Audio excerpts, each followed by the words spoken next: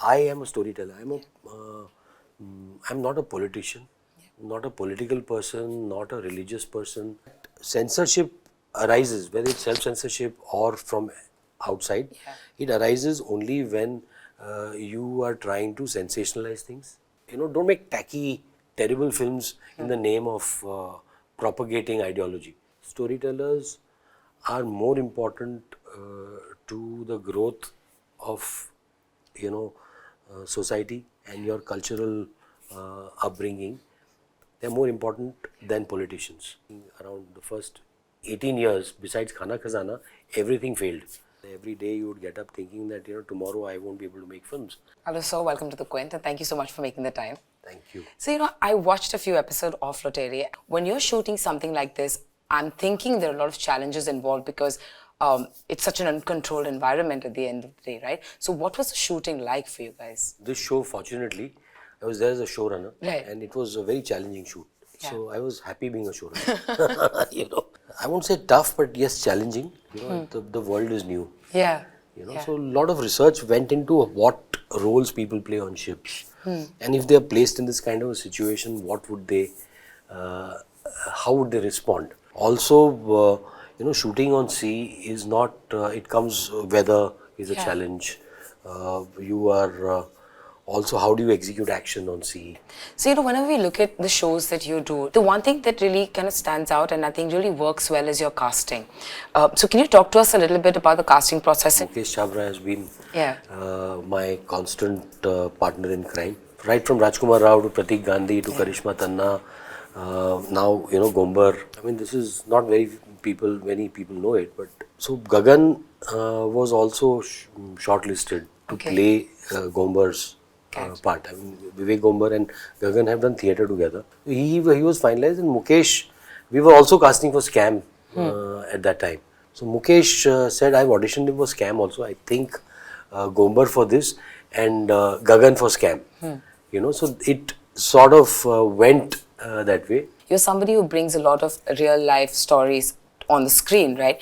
What is the responsibility of a filmmaker when he's telling a real life story in terms of research, in terms of being responsible enough? Because the audience may not be in the know all of the subject that they're going to watch, and audience is not really going to do research to go watch a show or a film on the big screen. I think your responsibility is that of a storyteller. Your integrity is towards the story, the characters, and whether it's fiction or whether it's fact. Ultimately, my job is to tell the story in the most engaging manner possible. Right. And that's what I do. I focus on that. Research it's a double-edged sword. It can bog you down. I think a story needs to, provoke you to find out more. Right. The character needs to engage you enough to want to know more about the character. But is it difficult to not lean to one side? I don't judge my characters, and it's a storytelling principle I followed. That you observe your characters, their lives, their compulsions, and let the audience decide. That's the best way I know to tell a story. Yeah. And so I'm never in a dilemma, which side to take, what to do. I am a storyteller. I'm not a politician. Not a political person, not a religious person. So my stories stem out of my own nature, my own character. I see myself as somebody who is sensitive, empathetic. So what you will see in my stories is empathy, a quest to understand people. I don't see people as positive or negative. But so when you look at the kind of work that you've done in the past, and when you look at the kind of work you're doing today, do you find yourself maybe self-censoring a little more than you used to in the past? It's not just the environment that we live in, it's also just basic on social media. So much is, anything that is said is either taken a wrong way that was not intended. Censorship arises, whether it's self-censorship or from outside. It arises only when you are trying to sensationalize things, when you are doing things for effect. Right. I've never done that. If whatever you're doing is part of the story, you will rarely face resistance. I've never tried to sensationalize issues or characters, and that's not who I am or what I believe in. Right. That's what I'm saying, it is intention. What is the intention? I think that intent comes through.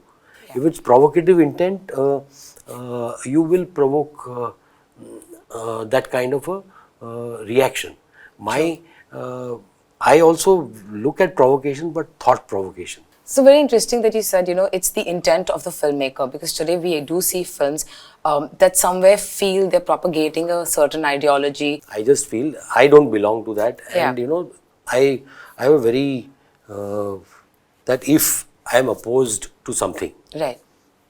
then I have the every right to oppose it as much as somebody else has to be opposed to my way of thinking. Absolutely. And in a democracy, we are allowed to tell whatever tales that we do, Right. to tell stories the way we want to, and taking the sides that we want to. And I think that to each his own. I might disagree with the film completely. I always tell that, whatever side you take, make a good film. Ultimately, it's cinema.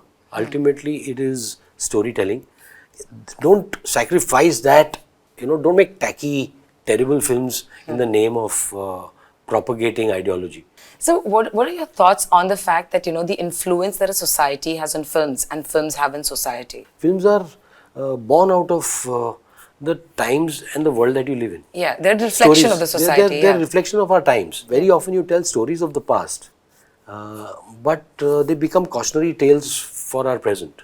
Yeah. You tell stories of the past, they become lessons to adapt to the present. As I said, it's to provoke thought. Films, in my opinion, don't change society. They propel society into thinking. Very often it's to entertain. That's what I try to do. Yeah. Okay, in the process of entertaining, if you take back something, great. And I think most of your work does reflect that very obviously. So how important do you think it is to have diverse voices in our industry today? It is absolutely essential. Storytellers are more important to the growth of society and your cultural upbringing. They are more important than politicians. Storytellers, artists, actually very subliminally rule the world. Yeah. I think it is important that voices keep emerging.